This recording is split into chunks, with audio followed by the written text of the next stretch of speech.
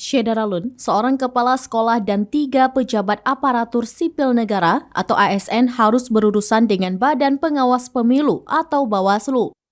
Pasalnya mereka kedapatan menghadiri safari politik Anies Baswedan di Nusa Tenggara Barat atau NTB. Bawaslu telah mengirim surat panggilan kepada kepala sekolah dan 3 pejabat ASN tersebut untuk dimintai klarifikasi. Diketahui mereka merupakan pegawai di lingkungan pemerintah Kabupaten Dompu, Nusa Tenggara Barat. Kepala sekolah dan ketiga ASN tersebut diduga melakukan pelanggaran netralitas sebagai aparatur sipil negara atau ASN.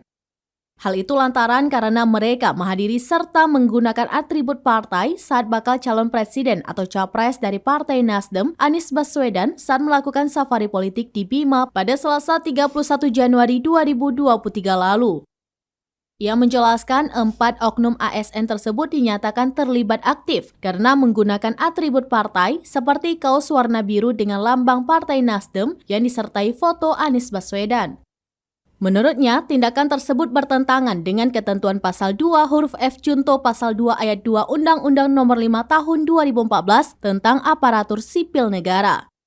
Swastadi memastikan surat panggilan kepada 4 oknum ASN tersebut akan dilayangkan hari ini untuk proses klarifikasi pada Jumat 3 Februari 2023 besok.